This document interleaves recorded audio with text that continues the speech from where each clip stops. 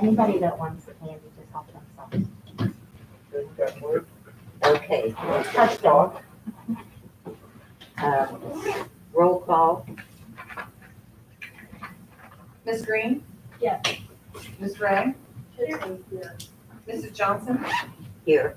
Mrs. Isles? Here. Mrs. White? Here. Okay, let's stand for the Pledge of Allegiance. I pledge allegiance to the flag of the United States of America and to the republic for which it stands, one nation, under God, indivisible, with liberty and justice for all. Okay. The first is the approval to rescind suspension of the public participation policy. I'll make a motion. Second. Do you have to go through? Yeah, would it be, it'd be beneficial for us to read that out loud, Kathleen? Yes.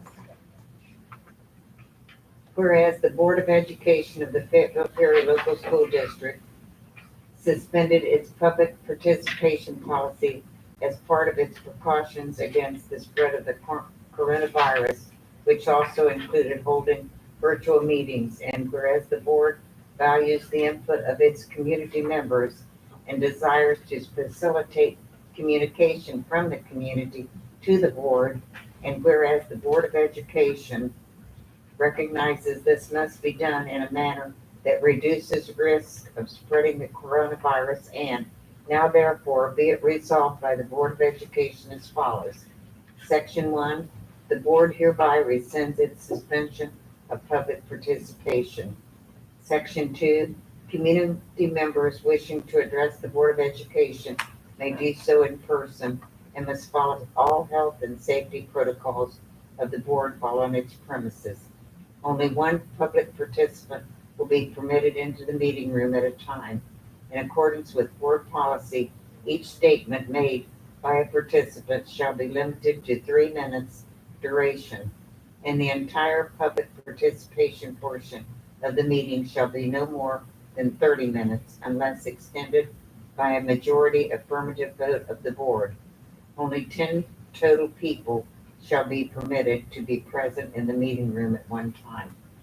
Section 3, this Board of Education hereby finds and determines that all formal actions relative to the adoption of this resolution were taken in an open meeting of this Board of Education, and that all deliberations of this Board of Education and of its committees, if any, which resulted in formal action, were taken in meetings open to the public in full compliance with applicable legal requirements, including Section 121.22 of the Ohio Revised Code.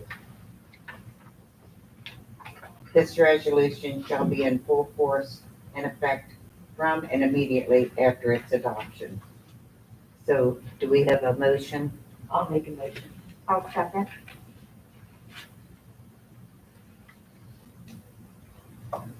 Ms. Green? Yes. Ms. Gray? Mrs. Johnson? Yes. Mrs. White? Yes. Mrs. Isles? Yes. All right, now, just like in the past before the whole pandemic, now we're allowed public participation. So the next piece is public participation. So I'll come over here, I'll get that foot forward. And our temperature's good? Yes, I do.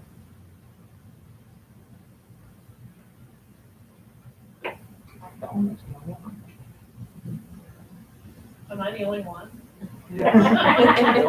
Melissa Grant? I have 2 kids here, one in the middle. If you could just state your name and your address, and then you can go. Okay, Melissa Grant, and my address is 2974 Twitter Road, Williamsburg.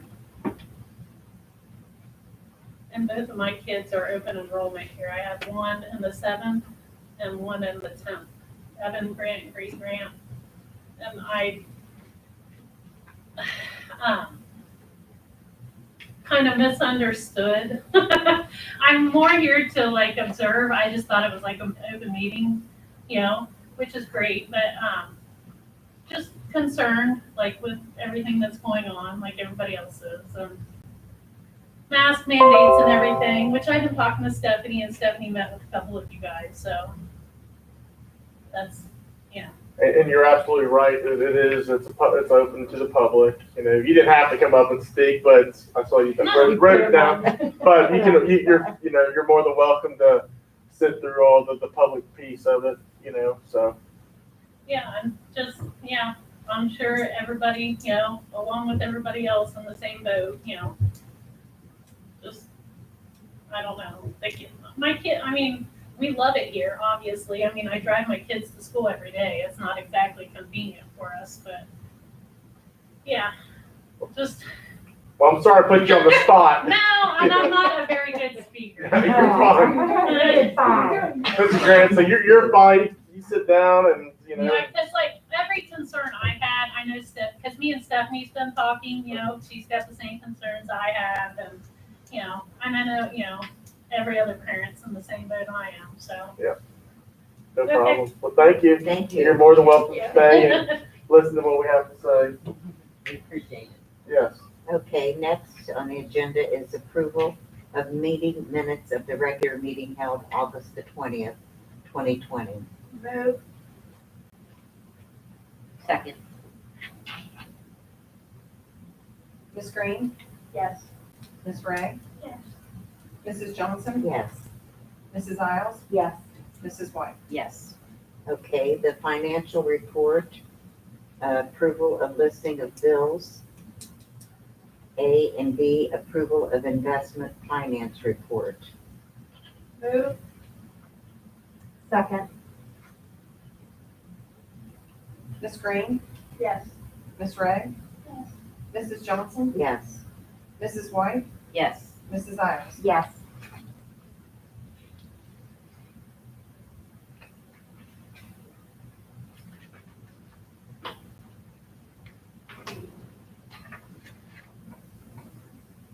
Approval of the amended certificate permanent appropriations for FY21 modification and budget revisions.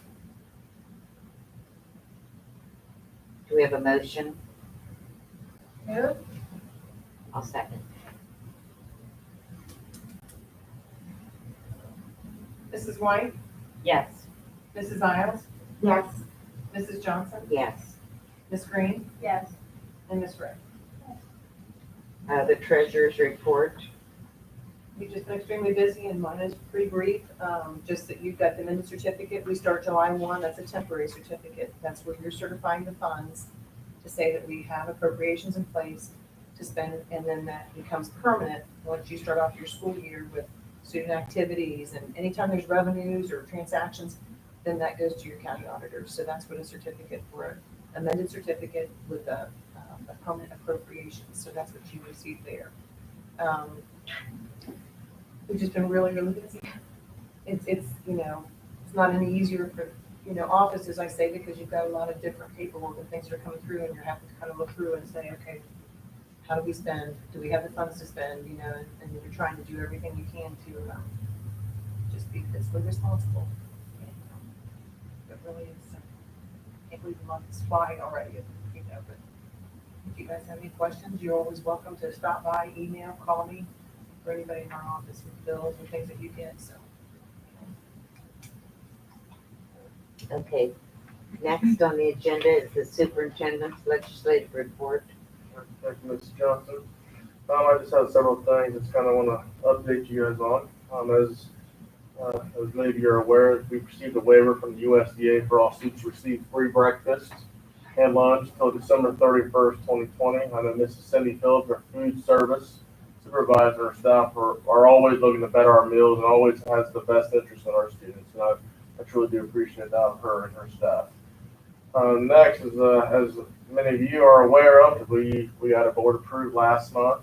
I had a meeting with the Board of Elections on September 4th to look over our building and make sure that we're in compliance and all that for the use on November 3rd for election day. They'll be utilizing the middle school entrance, the cafeteria, and the high school gymnasium. So as many people may not be aware of, that might be watching, is that it came from the state. The state is requesting for the Board of Elections to reach out to the local school districts, utilize their buildings, facilities. Yes, Ms. Green. I was going to mention that I did speak with a representative from the Board of Elections this week, and she explained to me that also Lake Lorelei's precinct will be voting here as well. Okay. We will, yeah, so So it'll be, because we're so small out there at the clubhouse, they assumed that it would be better, so they made that decision. I didn't know if they included. They said they're gonna have everything here as a central location. And Yeah, I think they were very pleased that they were able to get us to do that, or you to work with them. Oh, oh, yeah. yeah, Uh, that's the best. Just want to give you guys an update on that. Also, I just want to recognize and thank Rocket alumni, Mr. Thomas Milliken, who donated 200 KN95 masks for our teachers for the 2020-2021 school year. What You is know, it? Face masks. Oh, okay. It's especially those KN95 masks really benefit, especially those staff members, even students. It doesn't necessarily need to be just teachers, but anybody that's considered at risk. Okay, They're just better filtered outstanding. face masks. And he's out in California, so he ended up reaching out by email and said, "Hey, I'm sending you 200 face masks, like it or not." So no, I just wanted to kind of something like that. Especially one of our own that comes out and wants to help out. Especially these unprecedented times. does he work for a company or what? I mean, He's an attorney. No, he's an attorney out okay, so he just purchased But it. he graduated from here, yeah. Yep. He's Good. always been very. That's Jesse Milliken. Yes, Jesse, okay. Maureen Kiley, Yeah, I know them, yeah. Yeah. So, Marion and Tommy. just wanted to say thank you to them for him for doing that. Next, as many of you guys are aware, OHSAA inspector was in attendance at our last Friday night football game to evaluate how we're enforcing the face mask order and assessing event procedures. We received the results this past Tuesday and did very well in all categories. Great. So thanks to our athletic director, Angela Murphy, and administration for making sure that we were enforcing the orders. And we do want to keep our kids participating in extracurriculars. Next piece is we met two of the board members, met with a couple individuals yesterday, and real professional in regards to their concerns, but also trying to work with us and support us on the state orders, mandates with the face mask. And seeing what they can do to help out and all that. So again, I appreciate that group of individuals helping out and talking with us. But I know there's one piece that they brought up, and I told them that I would look into was House Bill 606. Okay, Governor DeWine passed House Bill 606 on Monday, September 14th. This bill provides civil immunity to essential workers that includes businesses and school districts. However, the one thing as we looked into when we're thinking of immunity, saying, hey, you know what, they can't file lawsuits against us. But the one thing we have to understand is that just like our regular immunity, reckless, wanton, malicious, and bad faith of acts are not protected. So I know the one thing was that we were hoping or even looking at that this would give us immunity if we say, hey, we decide not to follow or just make it a recommendation instead of required for the face mask. Unfortunately, if someone wanted to file a lawsuit, then we would be in the same situation as before. So I did speak with our legal counsel on this in regards to this, and just like what he stated, with an order from the Ohio Department of Health mandating the wear of face masks to reduce the spread, and consciously disregarding that order could be seen as recklessness or bad faith and could lead to a lawsuit. As many of us know, anybody can file a lawsuit. But a district our size, any type of lawsuit could be a major financial burden. So I just wanted to kind of update you on that piece on House Bill 606. Did you get back with them? Yeah, no, Not yet. I did not. Okay. Because I know after when we were speaking, they said It we were was going to be just- here yeah, today. You're right, Right. okay, yeah. But you know, so there she is, you know. Well, usually like my Yeah. We're gonna watching us now too. Right now, actually, Stephanie. Yeah. You know, so, Tim, I do have a question also. You had said that the inspector had come to, the football game. correct. Just curious, how is that handled? Let's say we were out of compliance on areas. Is it the same process as the health department? It's, I mean, that they'll well, write you up and then you get the time to, yes, so for example, the one thing that they said that we just need to make sure we do a better job of or make a change was at that concession stand. okay, so they give you an opportunity to fix what? Correct. Okay. Correct. Okay, that's what I was wondering. So the one thing at the concession stand was is that they wanted a one entrance and then show an exit. Okay, So one way, but other than that, overall, everybody did a really good job.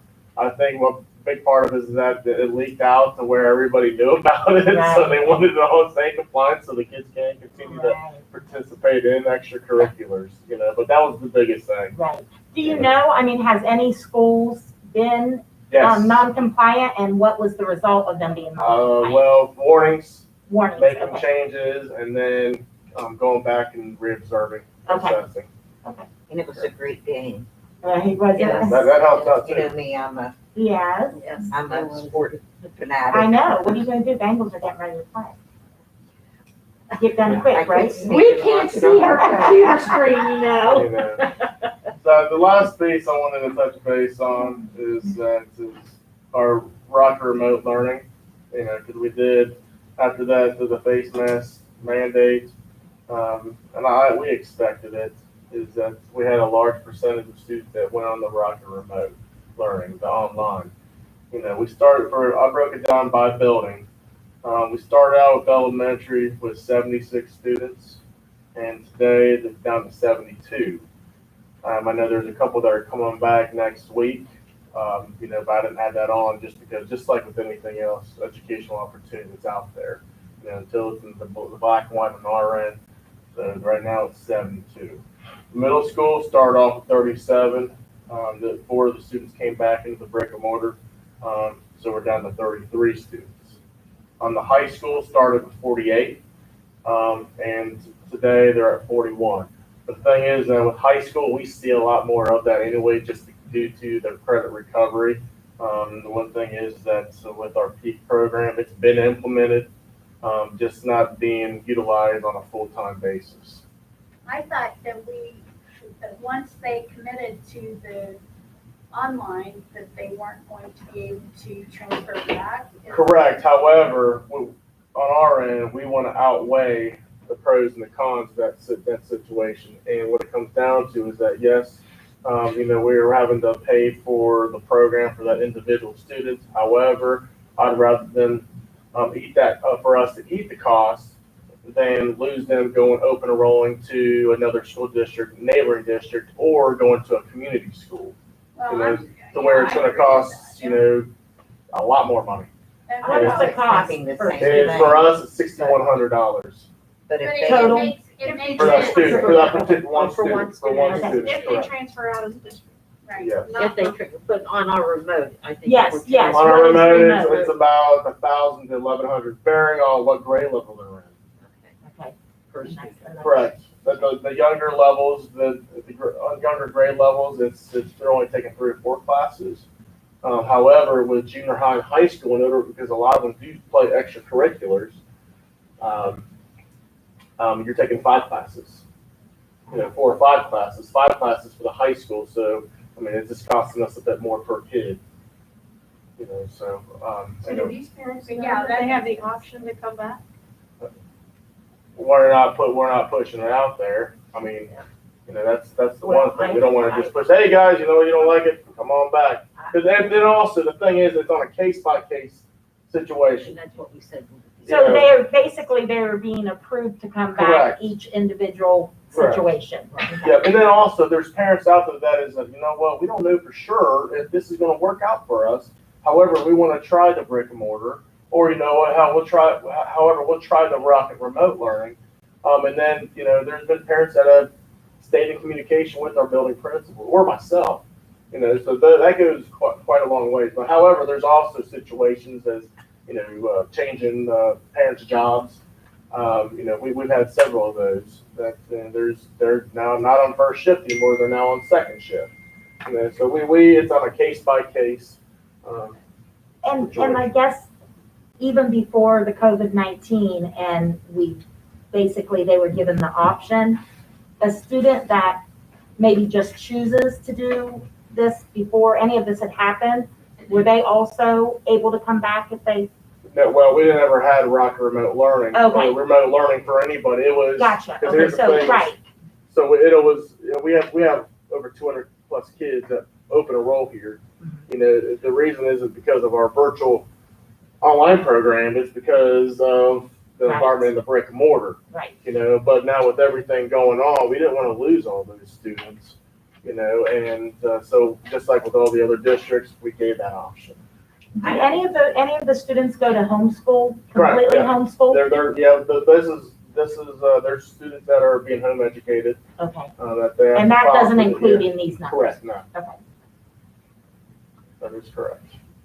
I think it's good that they can, it's the times we're living in, people should have a kind of a little bit of a right to change their mind, They try it and then they see maybe the student needs to be back in school with the teacher and the other students. But along with the rock remote as well is that a lot of parents were maybe thinking it would be similar to how it was in the spring when we end up closing down school.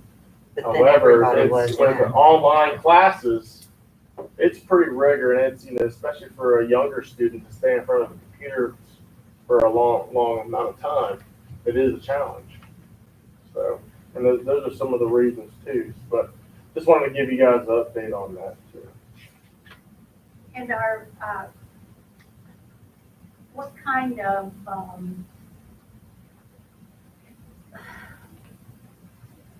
evaluation process, I guess, do we have, to evaluate, how the students and teachers are performing in this particular situation of the online, virtual learning? It's really just, the thing is that it's the peak and the PLP. The PLP is for grades K through 5, and the peak program is 6 through 12. So we have two different programs. The peak has been established since several years. The PLP, because normally kids in elementary ages are on online classes. However, we ended up implementing that this past school year, this year. It's a challenge. We do have, it's a program, it's a normal program, it's set curriculum. We have teachers that are monitoring and then assisting, and keeping track. For example, this week and tomorrow is interims, so that kind of follows along with those students that are considered rocket remote. And then at the end of the quarter, just like kids that are in the classroom, there's quarterly grades. There's going to be quarterly grades as well for our students on the rocket remote. And that also affects their eligibility for students that are in grades 7 through 12 for extracurriculars.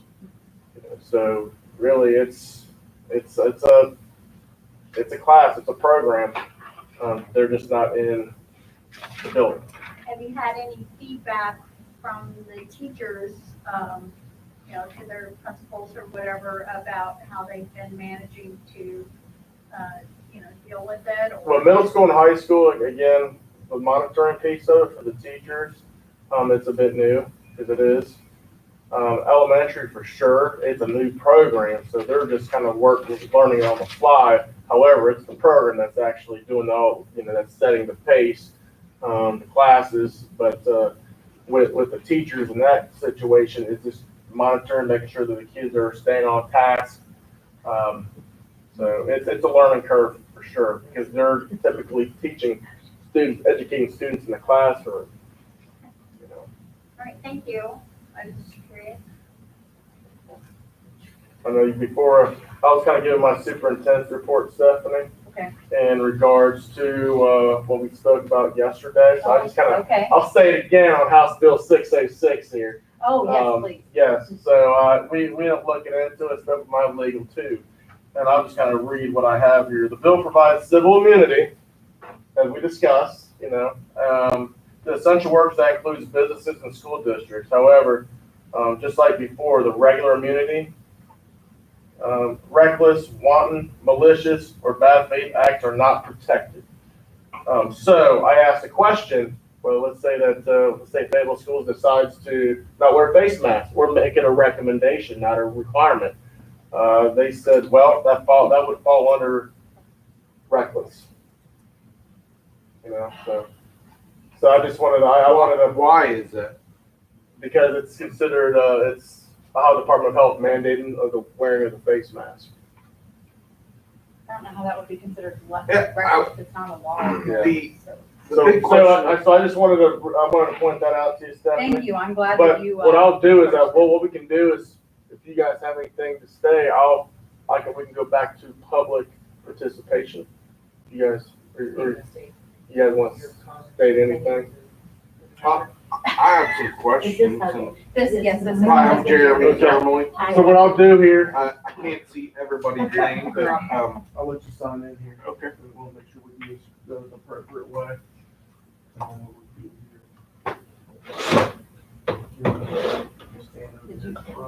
Yeah, she's already spoken. Yeah, I'm, You already spoke here. no, I didn't say, I'm not a good speaker. Okay. You want me over here? Okay. State your name and your address. All right. Come on. Hey, it's at the top. It's public knowledge. They Got don't it. find you, they can look it up. You got it. Mr. Collier? Yes. Isn't there a mask requirement? Oh, yes, he's not to speak here, but I know that we have face masks over on the side there too. And that's correct. I guess my question is, so they're saying that would be considered reckless. My name's Jeremy Zermley. 2869 State Route 131, Fayetteville, Ohio. That's all we need. So they're saying that would be reckless if you were to say that it wasn't a mandate. But my question here is this was mandated, one, when they skewed the numbers, in my opinion. Not just my opinion now, but, the CDC has come out and said that the death toll is down from what they claim to be 170,000, now down to 9,000. So the numbers were skewed, and they pushed all this fear upon everybody. And now my question is for my school board is why are we bowing down? I guess I have a problem with bowing down to someone that just tells me something. They're showing me no facts. They're telling you all these numbers, but now all of a sudden we've got new numbers. This is wrong. Sir, could I Yes, ma'am. just interject something that I just found out about those numbers myself?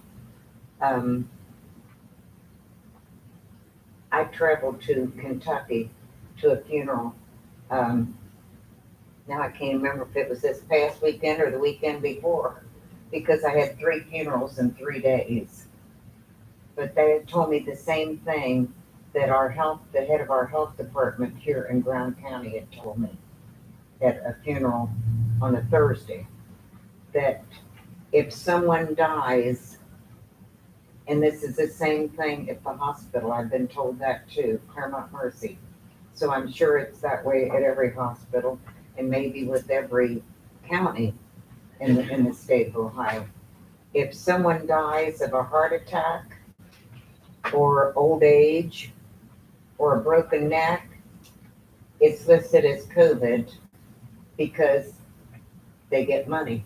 Like the nursing home gets money for it, the hospital gets money for it. But you know what I thought in my mind when I heard that? Okay, the only thing I'm happy about is I'm glad that number is down. But maybe it's down, even though they're getting that money, maybe it's down because we are being careful in wearing our face masks. You know, I'd hate for somebody to come up to me and jump onto me because I didn't have one on at the football game, or, you know what I mean? Maybe, But it's a maybe personal we're, opinion though, and it's a personal preference, and we should have the right to choose. Because Well, there is nothing against anybody choosing to wear a mask, but don't well, jump what on I, me what for I've not been wearing told one. is that you wear it to protect yourself. But it's not doing any protection. There's so much research out, but again, there's so Well, much we gotta research. let's try to stay focused. I know Mr. Zerma right here, he's the one that's talking. I apologize Yes. for that, but you go right I'm ahead. sorry, That's all right. I'm And sorry. I mean, you brought up a good point, but, so we've seen that actually this was I'm gonna say in my opinion, but I think everybody can see that they came out to scare us. They scared us into thinking this, they scared us into staying home, they forced us into this, and we keep just submitting to what they're saying. And my problem with that, it goes back to our history class, which I don't know how history class is now, but I graduated in 1996, and you know, government was for the people, by the people. We're here to govern, not to mandate, not to push you into this, not to make this happen. I get that we can put guidelines on things to help control what's happening. There is a illness, I call it, and people are getting it. And some people are more susceptible to be prone to get very sick from it. But I think healthy people, I think I've already had it last December. We talked about that. I had a virus. They didn't know what it was. Exact same symptoms as they're saying COVID is. And I worked through it. And so my thing is, I guess my question to the school board is, I understand the legal terms, but we sign papers for our kids to go on a field trip that keep you not liable. So what if I sign a paper that my kid can come to school, but I don't want them to wear a mask? Because if it's protecting them, then that decision's up to me ultimately. And I make my own rules of protection and my own rules as far as how things are conducted in my home. And, you know, obviously we chose this school district because number one, I feel like we're in a more rural area. You have more focus per kid because the class sizes aren't as big. And two, because I was hoping that still in the rural areas that we're still more focused on, we're running our school the way our parents and us see fit, not the way the government is forcing us to run that. Because I am under full understanding of what they want, and I'm under full understanding that I don't like it. And you are forcing us to do something that you have not asked us about. Yes, you can, I understand the point of it all, and I understand there is an illness, but look, I'm just asking you, look around. Before January 1, if someone had the flu, your friend, your neighbor, someone that you were close to, your kids, did you walk out of the room and put a mask on? Did you tell them that they couldn't be within 6 feet of you? You didn't do any of that. They have scared everybody into this is so bad that you're all gonna die. I have a person that is dear to me that basically took my grandmother's spot when she died, and she sits in her home by herself. This is ludicrous. And I've come here today to the first step of talking to you guys about, you were elected here to the school board for a reason. Part of that reason is your reason. The other part is that somebody liked your opinion. They liked what you stood for. They liked who you are. They thought you could do a good job in here. And we're asking you to look into yourself. I'm asking you as a person, do you believe this is the correct thing? I'm not asking you, I know they're mandating this and they're telling you have to do that and schools can only do this and our kids have to wear a mask all the time. And what do we think? We are free-thinking people. They are forcing us into making decisions they throw down the pike. You have to do this. And that's where I'm here to ask this school board, let's be leaders. Let's find a way. Let's figure it out. Let's free our kids of this burden that the government has forced upon them. Because I work every day and I go all over our regional city, in and out of places. I don't see anybody with it. I don't have it. I touch things. I mean, we're clean people. I wash my hands. I like to have clean hands. But I work in all sorts of areas. I just don't believe it's as bad as they are saying it is. So my thing is, what if we think about doing something different? What if we push forward as leaders instead of we've been told to do this, we have to, and I understand that's hard in this spot, in the school spot, because you're dealing with so many people's kids. But we're trying to put together a committee of parents in our school district that we can meet together and say, well, this is what we like, this is what we don't like, and bring it to you guys once a month or whenever you meet as 2 or 3 people and give it to you and talk to you about, hey, we'd like to see our school go this way, or we really like this, and work with you, not against you. But I don't want to take up a whole bunch of time. I'm very passionate about the fact that we are not being governed anymore. We are being forced. May I ask you a question? Yes, ma'am. Every child who comes to the school is required to wear shoes. Yes, ma'am. Okay, there are probably people who let their children go barefoot at home. But when they come to school, they have to wear shoes. And there's a reason for that. Lots of reasons.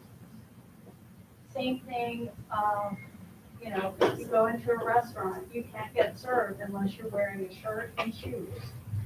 There are rules and regs about what we have to do. And so, at times, and the mask is designed to protect, for me to protect you, and you, and you, and you.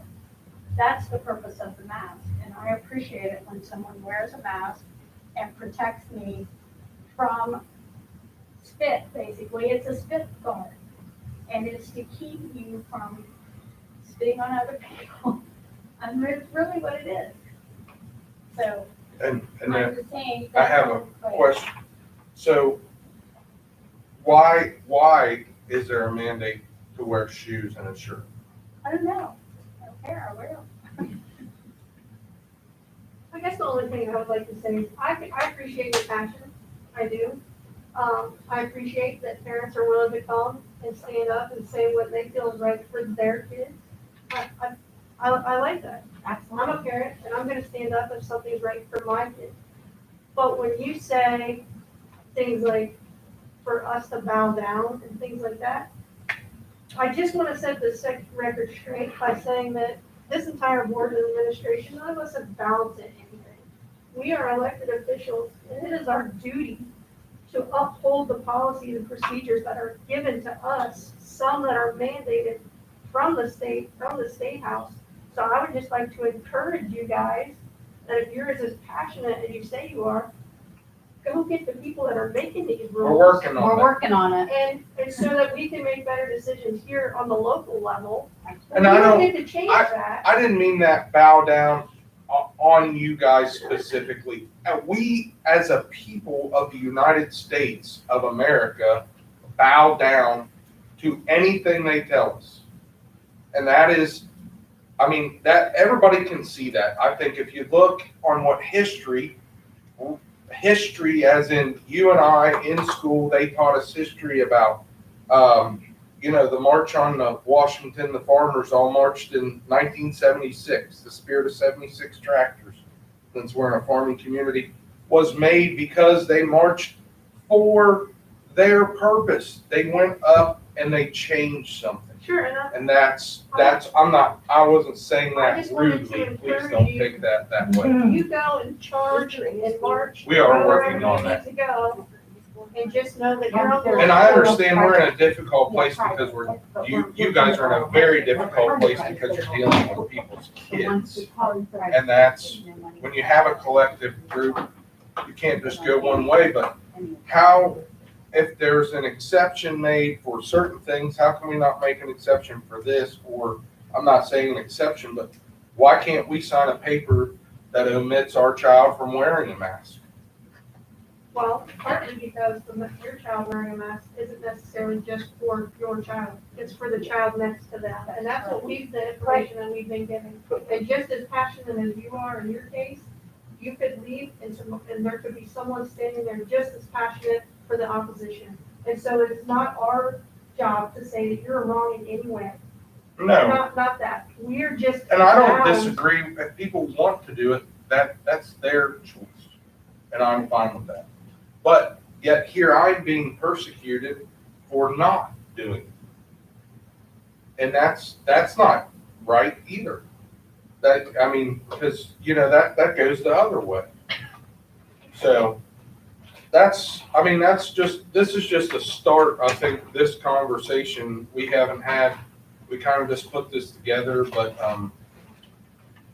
we haven't had to have a meeting yet. We've talked to some people, obviously online and different things just to, get a feel for how people felt. And, we want to be here, but hopefully by next meeting, we will have met with other parents. And we're trying to, she looks every day to try to find a way for you guys to be able to make a better decision, in our opinion, than you have to make. And that's very commendable. That's very commendable because it, the people, you're right, should govern also, but we are a funded, Ohio funded school. Correct. We're not a private school. So, it's our. And that is another thing. So they take our tax money, turn around and give you an allotted amount of it, and then say, we have control of it, which is ludicrous in itself. So then you have all these mandates, which make it harder for you guys to run the school and do with what you need the money and to take care of this and to buy books and new texts. And so it's all like a big, they keep their hands so far over top of you that you guys can't even stretch your legs. Got teachers buying supplies with their own money. For what reason?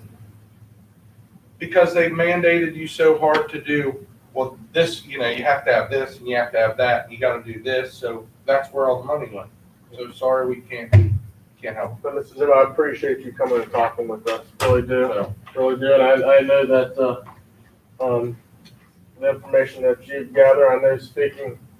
We're working on wife too. I've spoken with you too. I think you guys understand that we're here to work together.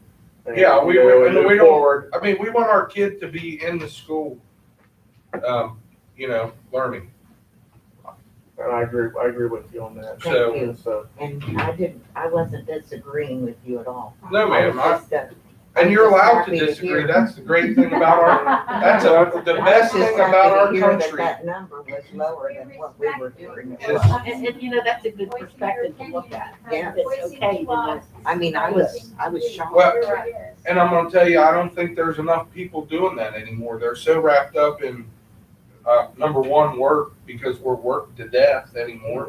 And then everybody that has kids runs from one end to the other of whatever town they're in, and nobody has time. But we're trying to make time to at least say, hey, we care what you're doing. I understand why you're doing it. We're just not happy about the whole situation, not just on you guys. But I mean, I'm glad that people disagree with me, because that means somebody else has got an opinion too. That's right. So, Well, thank you. and I'm gonna bow outside because I do not want to put a mask on. But thank you for I don't even listening, think and he owns them I'll out. see you next week Uh, or next month. Next month. Okay. Yeah, please continue to come. Yeah. Thank you. Even Appreciate it. Thank you. outside of this topic.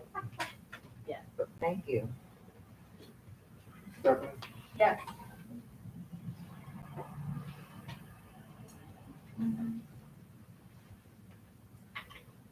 Do I need to state my address too, even though I'm? Yep, correct. My name's Stephanie Zermley, address is 2869 State Route 131. You've met my husband, so don't come over to the house, because, you know, you see him. Collier, we talked last night, we presented you with the House bill. A few things that I kind of researched today with just our guidelines within our school is the reopening plan, which this was updated August 17th, so this is the new one. And this was my main concern. You asked about homeschool. I pulled my kindergartner in. She's homeschooled with me. She's not doing the remote. She's no longer enrolled in Fayetteville. It was a very hard choice for me to make because I work 40 hours a week from home, and we do not get along all the time. But it's working because I believe I did it the way that God wanted me to. I think He laid it on my heart to do that, so it's working because of that. This is on here in your requirements that wearing a cloth mask is recommended on the playground. It's not a requirement. So why are our teachers forcing our elementary younger kids to wear a mask when they're playing on the On playground? the new plan it is? It is in here, it is recommended. It's also in here for the parents and caregivers that they recommend to provide a mask or a shield for your student when in the hallways or at the lockers. It is in here to provide a mask for your student to wear when needed during small group instruction. Wearing a mask is required when entering, exiting, and moving around the room. So when I'm sitting over there 6 feet apart from all you guys, I do not have to wear my mask. When kids are at their desk, now I did ask Julian, his desks are not, he's not really socially distant, so he says he keeps his on. But when he's not, when he is able to social distance, or when they are working at their desk, their mask should not be on their face. Because even if you have it down here, it still pulls on your ears if you don't have the right mask, and that's causing headaches. If you have it up and you're breathing all day, it causes fogginess. I will say there was a change in my kindergartner in her mood when I brought her home with me. She didn't have a mask on all day. I sent her because I'm like, let's just play this out. Let's see how it goes. She's very strong-willed. I thought she's going to take the mask break. She's going to be like, hey, I'm taking this off. You know, kindergartner, you can't tell me, you know, it's hard with a kindergartner. She wasn't taking her mask breaks. She wasn't confident enough to do it. So her mood changed. She was always tired when she'd get home. She was cranky. It's a little different now that she's home. So wearing a mask is required when exiting, entering, and moving around the room. So when our students are sitting at the desk, why are they wearing a mask if it's not in here? Why are the teachers not following this? It is recommended to provide a mask or a shield for your student to wear when in the hallways or at the I see lockers. what We she's get that. talking about. It's on the parents, and it's because we didn't take that. Well, that'd be something I have to look into. It's on your, I pulled this all from your website. It says recommend to provide a mask for your student when on the bus, while at school when needed. Wearing a mask is required. It lists it multiple times that obviously wearing a mask when you're entering, exiting, and you're moving around, you're gonna wear your mask. But when I'm sitting over there by myself or my student is sitting at a desk, why do they have to have, you know, it's not listed in here that when they're sitting and they're doing coursework or their educator is deeming, hey, we're gonna have some, we need to take our mask off. I wanna see your guys' smile. I wanna see your guys' face. Let's work on our ABCs. Let's work on, you guys read my lips. You guys, let me read your lips so I can correct you in the phonics that I'm going to teach you today. Why is that not being addressed with our teachers and having a little bit more? As going back to what we spoke about yesterday, is that if if we're socially distanced, yeah, that the teachers do have that opportunity to have them take it out. However, in the classroom, that's not always the possibility of doing so. You know, But it so- doesn't say in here that they have to be socially distant. It says that it is required during small group instruction. Well, that's not all your classrooms, because all your classrooms are not small group. I consider it small group as in like, you know, you have the IEP students that are 3 and 4 students with the teacher, which they're excluded anyways because of their learning disabilities, or at least they should be. Or like a lab, when you have junior high students, 4, 5, 6 of them working in a group very closely together, experimenting with the teacher, that would be where the mask would be required, not when they're socially distant or not. It doesn't say that in here. What page is that on that you're just looking at stuff? The first, it's highlighted, it's on the page, it's on all the pages. The first one I read to you was on page 1, that students wearing a mask is required when entering, exiting, and moving around the room. Wearing a mask is required when working directly with the staff, one-on-one, or small group instruction. It does say when distancing cannot be maintained on that one. Yes, it does. Okay. So it does say that a couple of And where it times in here. says recommend the parent or the caregivers recommend to provide a mask or shield for your student to wear, because if a parent cannot provide a mask, we have them available. at the Correct, school. and then Right, that has happened where, Yes. and then Or also. somebody forgets it. Oh, yeah, Yes. it does Yes. happen, you know, so, and then also, I mean, the district has provided a mask for every student. Yeah, that's why you see like the FP, the greens in the elementary and the middle school and high school have the black ones, you know, so we have provided, however, we understand, just like if students, you know, they forget their pencil, you know, we have pencils, you know, I so. buy extra pencils for all the teachers. You know, so, but yes, I mean, that was the one piece that we recommend, is because we understand not all students or all parents are able to provide a face mask. You know, there's been That's why. there's been times even with band, you know, even with band, because we want to make sure our band program continues, where they end up having to purchase, if they're able to purchase, it's like a face mask, but a covering, because a lot of the instruments do have saliva that whenever you blow on those instruments, saliva spits out of the instrument. So we had to have a mask in order to, an instrument mask or a cloth to cover So that up. basically, you're putting our band students in a mask with a hole in it to wear. No. It's Okay. it's the instrument itself, you know. But I'm just saying that there's students there as well that aren't able to afford those. So we do have different programs and boosters that have the ability to help out with those. That's when we were talking about just a recommendation if parents can, just because they don't have that ability. I thought we voted to change all the recommendations to require. Well, but then.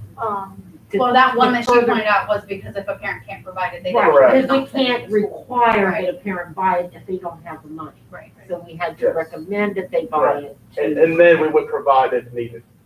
Right. And we have. And where you mentioned early on in the reopening plan that where social distancing cannot be achieved, that's when the mask, and maybe you don't mention it every time throughout the entire plan, but it is assumed that once you mention this, the social distancing situation, that it carries through the plan. I'm not certain, I'm not trying to put words in your mouth, I'm just saying that was my understanding, that once it was referred to, that it carried through the plan. So, but I know Mrs. White did look up with the piece on the face mask, there's a recess. Because I It know does say before it does say recommended, not required, unless they're socially distanced. That might be just been a typo. I can look at that as well. And Well, it's also in the exemption form from the ODH order. not that's I don't believe that's correct. I mean, It is in there if they cannot, well, it all comes down to if they can socially distance, but let's be Correct. honest, our kids are outside. If they're outside, let them run free, let them breathe. I mean, But again, breathe fresh we do air, have. so when they come back into the classroom, they're ready for that teacher to teach them. And I mean, that's what's in the procedure right now. That's what someone brought to my attention today.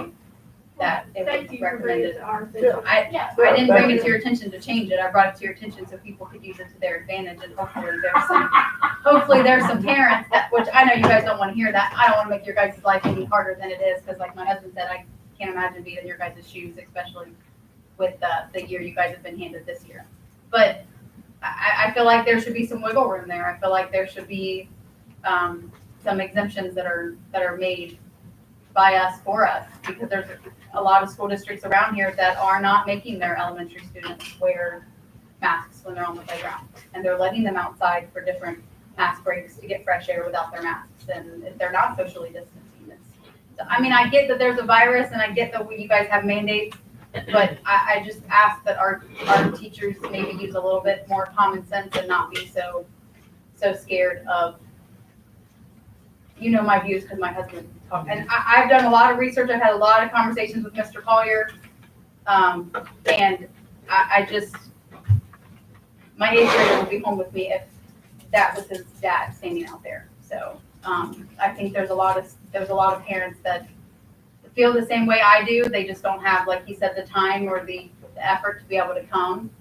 And I feel like there should be some standing up done if anyone's in that position to do it, because like someone said today, if one superintendent, not putting you on the spot, if one superintendent says no to the mandate, the other superintendents are going to follow suit. Now, I don't know that that's true, because I know you guys have a lot riding on your shoulders, but I believe that maybe someone would be more confident if someone else was confident with them, and it would be more of people joining together versus separating.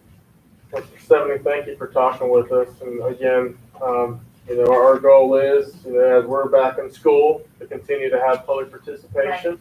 And I think we've had that dialogue ourselves, you know, so, but the board will consider the information that you brought to us. And I tell you what, I just don't like motion sensors anymore. I know, it's crazy. It does it in the gym. Well, but it's safe because this group is Yes. not Yes. occupied. Yeah. a lot. Absolutely, I'm sure it does save a lot of money. Yeah. Well, thank you, So thank the you, next Stephanie. meeting is going to be the same as today. It's going to be limited to 3 per, I don't see people lining up. Yeah. We have to do Yeah. that Well, we because have to do it. We're not Social allowed to have distance. more than that. So did you talk to them about maybe having it at another location? It- Not it- off the premises, I know we talked we're, about yeah, that. we're not doing that. However, it just varies on what's going on in the Yeah. district. So. Right, okay, All right, thank you. thank you.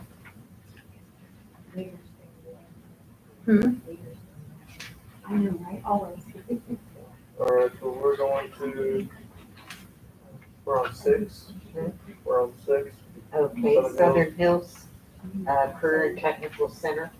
A couple weeks ago, we had the ribbon cutting for the Grant Vocational School and Southern Hills Vocational School partnering for their adult programs. Thank you, ladies. Thank you guys very Thank much you. for your time. I'm praying for all of you. I just want you to know. Thank you. And, you know, it was really rewarding. I tell you, in the picture, it made the front page of the Brown County Press, and I looked at myself, I looked like a midget.